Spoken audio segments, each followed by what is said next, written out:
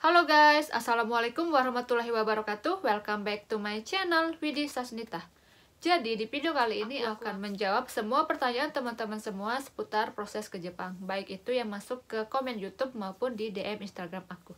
Jadi ikutin terus ya.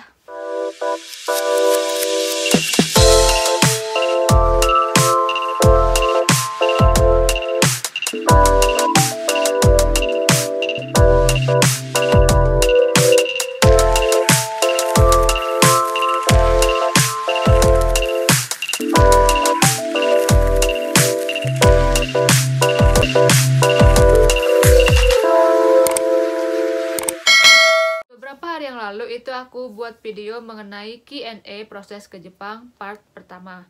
Dan di video part pertama itu aku nggak bisa menjawab semua pertanyaan teman-teman, makanya itu sekarang aku buat video part 2. Untuk teman-teman yang belum lihat video aku di part pertama, kalian bisa klik linknya ada di atas sini ya. Di video part kedua ini tidak akan ada pertanyaan yang sama seperti yang di part pertama. Dan juga berhubung pertanyaannya ada banyak, untuk pertanyaan yang hampir sama itu tidak akan aku ulang. Oke, sekarang langsung saja ke pertanyaan-pertanyaan yang masuk ke aku. Oke, langsung saja ke pertanyaan pertama. Pertanyaannya, jika saya lolos J2J di Jepang, bekerja sebagai perawat lansia di sana, apakah di sana sama dengan di rumah sakit di Indonesia yang memperbolehkan kita untuk kuliah lanjut S1 sambil kerja, Kak? Terima kasih. Oke, terima kasih untuk pertanyaannya. Nah, untuk program J2J Jepang ini, itu visa yang digunakan adalah visa Tokute Katsudo. Jadi, itu adalah visa aktivitas khusus. Jadi, kita hanya boleh melakukan aktivitas sesuai dengan dengan yang tertera di visa. Jadi, kalau misalnya ikut program J2J Jepang ini, itu nggak bisa sambil kuliah. Karena visanya visa Tokute Katsudo. Kemudian juga nanti bakal susah bagi waktunya. Kenapa? Karena di program J2J Jepang ini selain kamu bekerja, kita juga diwajibkan untuk belajar supaya lulus Kokasikeng. Ini aja udah berat banget, kerja dan belajar juga. Nah, kalau ditambah lagi sambil kuliah, susah untuk bagi waktunya. Tapi ya tergantung orang sih, tergantung masing-masing orang. Tapi kalau menurut aku pribadi itu bakal susah membagi waktunya. Belum lagi di pekerjaan Kaigo ini itu kan sip-sip, dibagi beberapa sip. Untuk mengatur sipnya disesuaikan dengan jadwal kuliah itu nggak akan bisa. Jadi tidak bisa. Dan yang paling nggak bisa banget itu karena visanya itu. Karena visanya itu visa Tokute Katsudo. Oke, pertanyaan selanjutnya. Assalamualaikum Kak. Waalaikumsalam. Saya mau tanya Kak, ini kan saya tahun depan akan masuk akademi perawat. Apakah Kak juga lulusan perawat? Iya, saya juga lulusan perawat. Bagaimana Kak biar sampai kerja di Jepang? Saya sangat termotivasi lihat YouTube Kakak. Karena lulusan SMK kerajinan tahun 2018 saya merasa kurang pede sebenarnya masuk perawat. Tapi lihat YouTube-nya kakak, saya benar-benar termotivasi. Makasih ya, alhamdulillah kalau ada yang termotivasi dengan channel aku. Alhamdulillah, aku senang banget. Semoga channel aku ini bisa memotivasi banyak teman-teman semua. Kemudian untuk tadi saya merasa kurang pede, nggak boleh insecure, nggak boleh. Jadi ya pede aja. Jadi perawat di Jepang. Semangat ya. Oke, pertanyaan selanjutnya. Assalamualaikum Dek, salam kenal. Saya baru saja nonton video di YouTube-nya. Saya tertarik bekerja di Jepang. Dek, kalau boleh tahu yang keterima kemarin sebagai Kaigo dan Kanggoshi berapa ya Dek? Oke, untuk yang keterima sebagai Kaigo, setiap tahunnya itu untuk yang keterima sebagai Kaigo itu sekitar 300 orang. Kemudian untuk Kanggoshi itu di bawah 100 orang.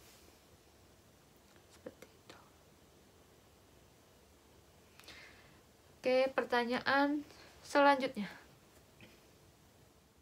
Halo Kak Widi, halo juga, selamat siang. Saya tahu Kak Widi dari YouTube. Saat ini masih menempuh pendidikan bidan. Kalau ada waktu luang, saya ingin bertanya seputar informasi kerja di Jepang. Apakah lulusan bidan ada juga program dari pemerintah ya Kak? untuk kerja di Jepang? Terima kasih sudah berkenan menjawab. Untuk lulusan bidan itu kamu bisa ikut Tokutegino. Kalau untuk program J2J Jepang gini, untuk program IJEPA ini hanya dikhususkan untuk perawat. Jadi kamu cari informasi mengenai Tokutegino. Untuk program informasi Tokutegino aku tidak begitu paham, jadi mohon maaf aku tidak bisa bantu kamu menjawab pertanyaan kamu. Tapi kalau untuk program IJEPA, insya Allah aku bisa menjawab. Oke, pertanyaan selanjutnya.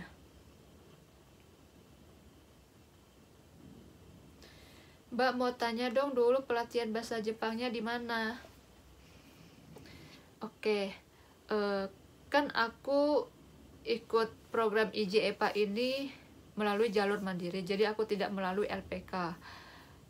Nah, walaupun aku tidak melalui LPK, jadi dulu juga aku belajar bahasa Jepang. Aku belajar bahasa Jepangnya itu dulu di Bengkulu. Ada salah satu lembaga kursus bahasa Jepang namanya Wasabi, Wawasan Satya Bhinneka. Nah, disitulah aku kursus bahasa Jepang selama 6 bulan. Setelah kursus 6 bulan, baru aku ikut tes di BNP 2 TKI. Dan alhamdulillah aku lulus. Oke, lanjut ke pertanyaan selanjutnya. Kalau di sana ada EPA yang sudah berkeluarga dan punya anak, terus sama kalau cowok tiap Jumat libur enggak? Di tempat aku kerja itu udah ada yang berkeluarga dan punya anak, itu udah ada. Tapi itu yang untuk yang udah lulus Kokashikeng. Kalau yang belum lulus Kokashikeng itu belum ada. Jadi yang belum lulus Kokashikeng itu kan belum boleh bawa keluarga ke Jepang. Jadi belum ada. Nah, kalau yang udah lulus Kokashikeng itu ada banyak yang udah berkeluarga dan punya anak. Terus pertanyaan selanjutnya, sama kalau cowok tiap Jumat libur enggak? Untuk libur di perusahaan tempat aku kerja itu ada namanya Kibokyu. Jadi libur di perusahaan tempat aku kerja itu selama 10 hari. Dalam sebulan itu 10 hari. Nah, di 10 hari ini ada 3 hari namanya Kibokyu. Kibokyu ini adalah libur permintaan. Libur permintaan itu maksudnya libur yang bisa kita tentukan mau di hari apa. Jadi bisa misalnya mau 3 hari itu mau Jumat terus, itu bisa. Seperti itu. Kemudian lanjut pertanyaan selanjutnya. Assalamualaikum, salam kenal. Waalaikumsalam, salam kenal kembali. Saya mau tanya tentang job kaigo di Jepang. Sistem kerjanya gimana? Persyaratan untuk ikut apa aja? Persyaratan untuk ikut itu aku udah pernah bahas di video sebelumnya mengenai proses ke Jepang. Kamu bisa lihat di linknya ada di atas ini ya. Kemudian untuk sistem kerjanya, jadi sistem kerjanya itu ada beberapa shift. Ada Haya, Niking, Oso, Yakin, kemudian juga ada leader. Dan di tiap hari itu ada misalnya nih Haya, juga ada Haya leadernya. Oso juga, Haya ini pagi, untuk shift pagi. Untuk shiftnya dari jam berapa sampai jam berapa itu tiap perusahaan beda-beda, Hayanya jam berapa itu beda-beda, jadi tidak bisa aku jelaskan. Cuman yang pasti ada beberapa shift, Haya, Niking, Oso, Yakin, dan leader. Nah, untuk leader ini kalau Haya ini masing-masing shift ini ada leadernya masing-masing. Haya leader, Niking leader, Oso leader, Yakin leader. Dan kalau udah dipercaya dan udah mampu untuk jadi leader, itu bisa jadi leader di hari itu. Jadi setiap hari itu leadernya ganti-ganti. Kemudian kerjanya itu ya kerja pengasuhan, merawat lansia seperti itu. Pekerjaannya itu membantu aktivitas sehari-hari para lansia yang ada di panti lansia tersebut. Oke, lanjut ke pertanyaan selanjutnya. Kak, ini kan saya sudah punya STR, tapi setelah punya STR saya nggak langsung kerja. Saya nganggur 1 tahun. Sekarang saya sudah kerja berjalan 1 tahun, tapi STR saya sudah selama 2 tahun. Jika saya daftar kanggo bisa nggak, Kak? Untuk persyaratan kanggo si, pengalaman kerjanya harus 2 tahun dan STR-nya 2 tahun. Jadi kalau misalnya STR kamu udah 2 tahun tapi pengalaman kerja kamu cuma 1 tahun, itu belum bisa daftar kanggo bisanya kaigo. Seperti itu. Jadi harus benar-benar pengalamannya 2 tahun dan STR-nya juga 2 tahun. Oke, pertanyaan selanjutnya. Masih seputar kanggo si. Ini. Kak mau tanya, D3 keperawatan sudah punya STR dan pengalaman kerja 2 tahun di rumah sakit. Apakah bisa mengambil kanggo walaupun bukan nurse? Bisa. Walaupun D3 belum nurse, itu bisa ngambil kanggo sih kalau kamu sudah punya pengalaman kerja selama 2 tahun dan STR 2 tahun. Jadi bisa walaupun D3. Oke, pertanyaan selanjutnya. Usia 31 tahun masih bisa daftar sebagai care worker lulusan S1 keperawatan. Bisa karena persyaratannya itu usia maksimalnya 35 tahun. Jadi 31 tahun masih bisa. Oke, pertanyaan selanjutnya. Kak, kalau sudah menikah bisa ikut J2J? Bisa. Yang penting usianya di bawah 35 tahun. Walaupun sudah menikah, tetap bisa. Oke, pertanyaan selanjutnya. Kak, kalau lulus N3 ada tunjangan bahasanya nggak, Kak? Nah, kalau untuk tunjangan bahasa itu tiap perusahaan beda-beda. Kalau di perusahaan tempat aku kerja itu nggak ada tunjangan bahasa. Walaupun udah lulus N2, N1, nggak ada tunjangan bahasanya. Tapi ada di perusahaan lain, aku pernah dengar teman aku itu ada yang dapat tunjangan bahasa. Seperti itu. Jadi nanti kalau pada saat kamu interview, kamu tanya-tanya aja. Bisa kamu tanya, ada tunjangan bahasanya apa tidak. Bisa ditanyakan pada saat interview nanti. Oke, pertanyaan selanjutnya. Kan nanya dong, kalau dapet dinas malam itu gimana ya? Harus ujian dulu atau gimana? Insya Allah saya juga mau jadi perawat di Jepang. Untuk dinas malam itu nggak mesti lulus ujian, itu udah bisa ikut dinas malam. Ada yang baru 6 bulan kerja itu udah dapat dinas malam tuh ada. Kalau aku kemarin 1 tahun kerja baru aku dapat dinas malam. Tergantung perusahaannya masing-masing seperti itu. Tapi nggak harus ikut ujian dulu, nggak. Walaupun belum lulus ujian itu udah bisa ikut dinas malam. Seperti itu. Oke, lanjut ke pertanyaan selanjutnya. Onesang, aku masih N4, bisa jadi kaigo nggak?